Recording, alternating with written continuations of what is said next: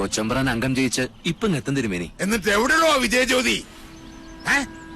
കൈവിളയ്ക്കാതെ കാര്യം നടന്ന അച്ഛനെ അറിയിക്കാൻ അക്കരെ നിന്ന് ടോർച്ച് തെളിയിക്കാന്ന് പറഞ്ഞാണല്ലോ ഗിരീഷൻ. ഇക്കണ്ട നേരമായിട്ട് തെളിഞ്ഞില്ലേ ആ ജ്യോതി? അത് ഇപ്പൊ തെളി കണ്ടോളൂ.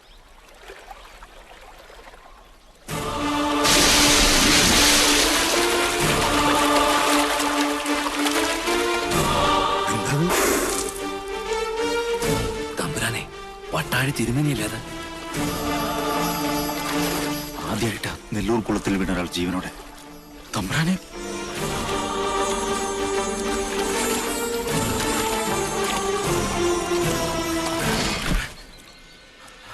അയ്യോ കൊച്ചമ്പ്രാൻ, തമ്പുരാനെ എടുത്തോ മോനെ. ജയ ജയ ജയ വിളിക്കണ്ട, വിളി കേൾക്കില്ല. മഹാഭാവി, എന്റെ മോനെ നീ എന്ത് ചെയ്തു? എന്റെ കുഞ്ഞുണ്ണിയെ കഴുത്തറുത്ത് കൊന്നതുപോലെ ഈ ദുഷ്ടനെയും കുളത്തിലിട്ട് കഴുത്തറുത്ത് കൊന്നു മണിയൻകൂട്ട് സാവിത്രി. അങ്ങനെ വിശ്വസിക്കും, അതാണ് ശരി. നീയാണ് കൊന്നത്. ആ കുറ്റം ഞാൻ ഏൽക്കണമെങ്കിൽ എന്റെ കുഞ്ഞുണ്ണിയെ കൊന്നത് ആരാണെന്ന് കാരണം അവര് പറയണം. സാവിത്രി? ചെമ്പ്രയിലെ ആ പഴങ്കഥ ഞാനായിട്ട് തിരുത്തുന്നില്ല. പക വീട്ടിയല്ലേ? പക വീട്ടാനുള്ളതാണ് മൂപ്പരെ. ഉച്ചയിൽ ഉപ്പോളം ബുദ്ധിയുണ്ടെങ്കിൽ ഒഴിഞ്ഞു പോകുന്നതാണ് നല്ലത്. എന്റെ ജീവനിൽ ഇടപെടരുത്. ഇതുകൊണ്ടൊന്നും തീരില്ല കാരണവരെ. എന്റെ കുഞ്ഞുണ്ണിയെ കൊന്നതിന്റെ കണക്ക് ഞാൻ ചോദിക്കാൻ പോകുന്നതേ ഉള്ളൂ.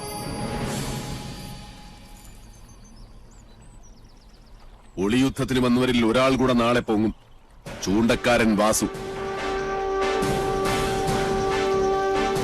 അപ്പൊ വിഷാരിയോ?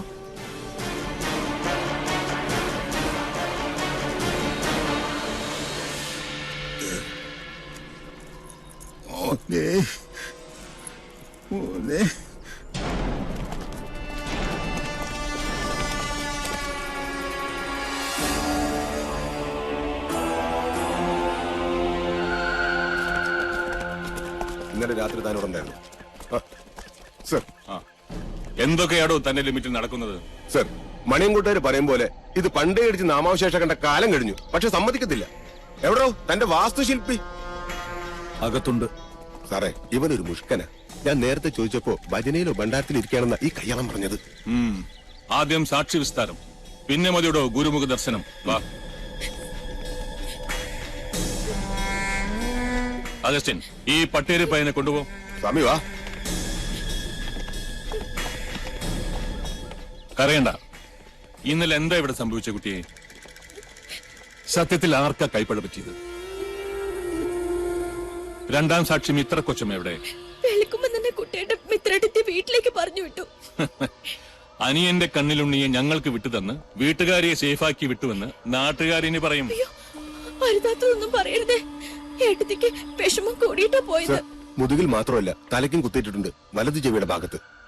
പിന്നിന്ന് മാത്രമല്ല കുത്തി വീഴ്ത്തിയത് അല്ലേ?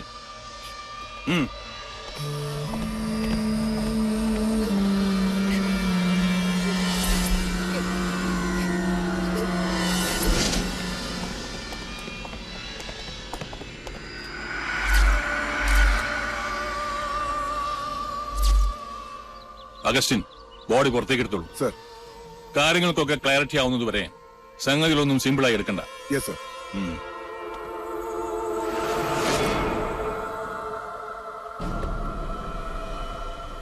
അരുത്. ആ മുറി നിറയെ വവ്വാലുകളും നരിച്ചീരുകളുമാണ്. അതാരും തുറക്കാറില്ല. അനന്ത, എസ് പിയെ തടയണ്ട.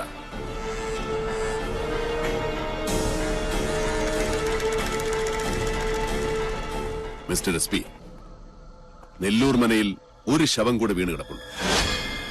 ശവമോ? ആരുടെ? ഇന്നലെ രാത്രി എന്നെ കൊല്ലാൻ വന്നവരുടെ കൂട്ടത്തിൽ ഒരുത്തൻ വഴിതെറ്റി കയറിയത് ആ മുറിയിലേക്കാണ്. തുറന്നു നോയിക്കോളൂ, അസ്ഥിവഞ്ചനമെങ്കിലും കാണും. അഗസ്റ്റിൻ,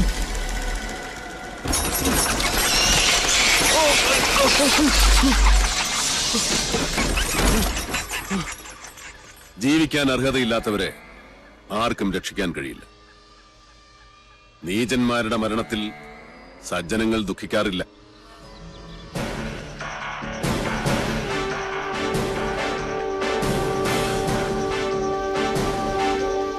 നിൽക്കണം.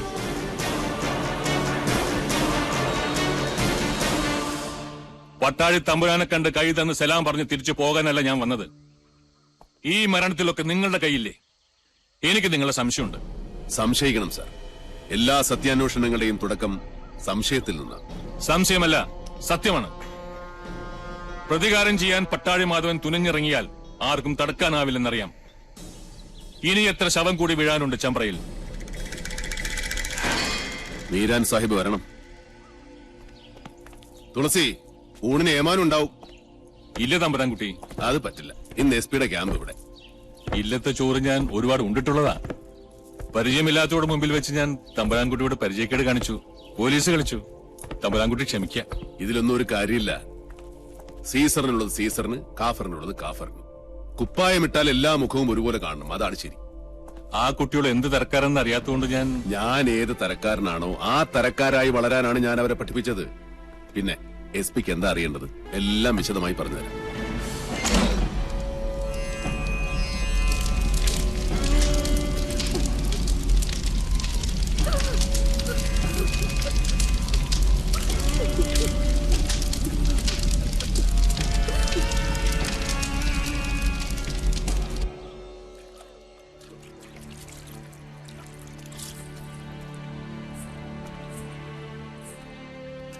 മുടിയഴിച്ചിട്ട് ആർത്ത് വിളിച്ച് കൂവുകയും ചിലപ്പോൾ മുത്തുമണി കിലുങ്ങുന്നത് പോലെ പൊട്ടിച്ചിരിക്കുകയും ചെയ്യുന്ന മണിയൻകൊട്ട് സാവിത്രിയുടെ ഉച്ചഭാഷിണി.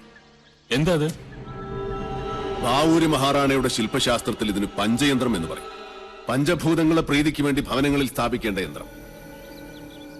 ആരുമറിയാതെ യന്ത്രത്തിന്റെ വായിൽ ഉളിയന്നൂർ തച്ചൻ ഒരു ജാലവിദ്യ ഒളിപ്പിച്ചു വെച്ചു. ഒരു പുല്ലാങ്കുഴൽ. രാപ്പകൽ പാലക്കാടൻ കാറ്റ് ഇരമ്പ് വീശും ചെമ്പ്രഭൂമിയിൽ. അപ്പോൾ കുഴൽ കൂകി വിളിച്ചുകൊണ്ടേയിരിക്കും. അതാണ് യക്ഷിഗർജനമായി ഇക്കണ്ട കാലം അത്രയും നെല്ലൂർ മനയിൽ മുഴങ്ങിക്കേട്ടത്.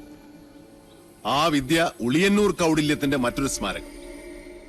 ഉളിയെറിഞ്ഞ് ഞാൻ അരിഞ്ഞു വീഴ്ത്തിയത് സാവിത്രിയുടെ നാവല്ല, തച്ചുശാസ്ത്രത്തിലെ ഒരു അമരധ്വജന്റെ മഹാസിദ്ധിയെയാണ്. തമ്പുരാൻകുട്ടി തന്നെ പറയും. കോടതിയിൽ സബ്മിറ്റ് ചെയ്യേണ്ട കേസ് ഡയറിയിൽ കൊല ചെയ്തത് മണിയൻകോട്ട് പ്രേതമാണെന്ന് എങ്ങനെ എഴുതി വെക്കും ഞാൻ? ആര് വിശ്വസിക്കും? ഈ പൊട്ടക്കുളത്തിൽ മുങ്ങിച്ചത്തവന്റെ ശവം ചെമ്പ്രപ്പുഴയിൽ എങ്ങനെയാ പൊങ്ങുക? അസംബന്ധം. അസംഭവ്യമായി ഈ ഭൂമിയിൽ ഒന്നുമില്ല. നെല്ലൂർ മഠം പണിതത് വടക്കൻ തച്ചുശാസ്ത്രത്തിന്റെ കർമാധികാരിയായ ഉളിയന്നൂർ തച്ചനാണ്. ഇതിൽ ആര് വീണാലും അവന്റെ ജഡം പുഴയിലേ പൊങ്ങൂ. ഒരു പോലീസുകാരനും അതിൽ സന്ദേഹം വേണ്ട. എന്നുവെച്ചാ അളവ് തെറ്റിപ്പണിയിച്ച അരക്കില്ലമാണ് നെല്ലൂർ മന.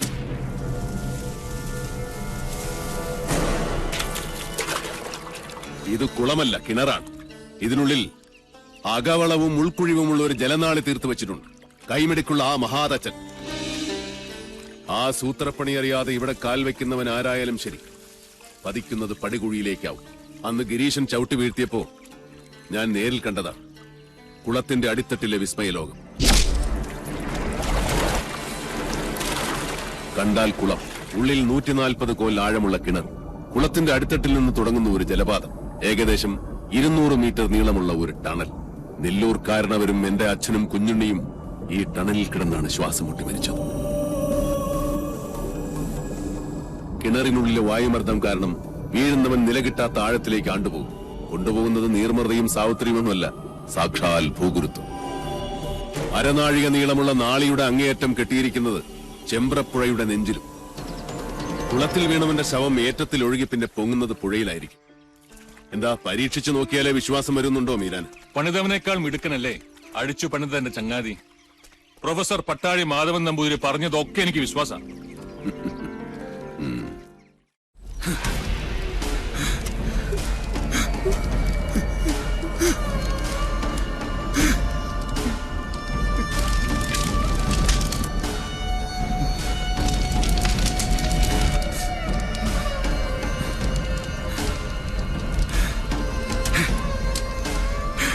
സൂരി, അവിടെ നിക്ക.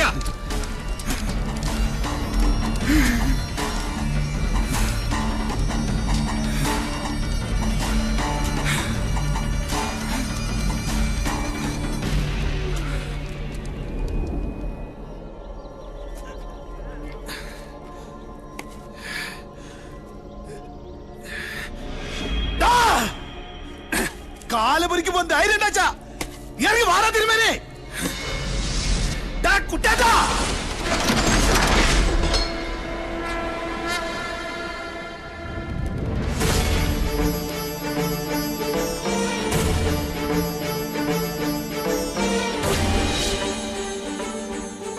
ഇനി നിന്റെ തിലോദകം കഴിഞ്ഞിട്ടാ ഞാൻ കുളിക്കോ?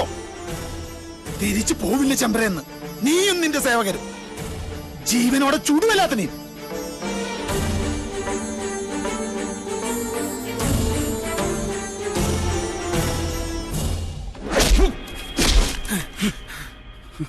കുഞ്ഞുണ്ണിയേട്ടൻ എന്ന ശിക്ഷയുടെ കാലാവധി കഴിഞ്ഞിട്ടില്ല നിനക്ക്.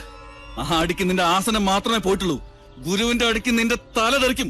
ചാവലോടാ നിനക്ക്. അനന്ത വിട്, ഈ തിരുവങ്കനെ ഞാൻ പറഞ്ഞു വിട്ടോളാം. ഈ മുറ്റത്ത് നിന്റെ ഒച്ച ഇനി പൊങ്ങരുത്. ഇറങ്ങി പൊക്കോണ ഈ നിമിഷം. പട്ടാഴ തിരുമേനിയുടെ മുമ്പില് പിച്ച വെച്ച് നടക്കുന്ന മകനെ അയച്ച മൂപ്പിലാനുണ്ടല്ലോ നിന്റെ അച്ഛൻ, അയാളെയാണ് എനിക്ക് കാണേണ്ടത്.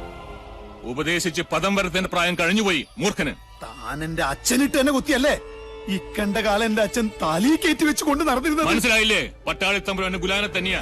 സൽക്കാരത്തിന് വിളിച്ചപ്പോഴൊക്കെ ഞാൻ ഓടി വന്നത് മേലടുക്കളയിലെ രുചി നുണയാനല്ല, മണിയൻകോട്ട ആയുധപ്പുരയുടെ ശേഷി അളക്കാനാ. അതും പട്ടാഴി എന്ന് പറഞ്ഞിട്ടാ. അതാ കഥയുടെ ഗുളിക ചുരുക്കം.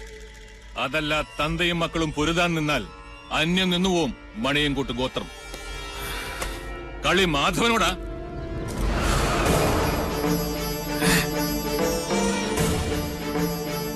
നൂറ്റിയെട്ട് മർമ്മങ്ങളും കെട്ടുപോയ വെറും ഉടലാണ് നീ. ഇനി ഒരിക്കലും നിന്റെ വാക്കും നോക്കും നേരെ നിൽക്കില്ല. അതുകൊണ്ട് ശിഷ്ടകാലം ഇതുപോലെ ചത്തു ജീവിക്കും. അതാണ് നിനക്കുള്ള ശിക്ഷ. പൊയ്ക്കോളൂ. പോടാ.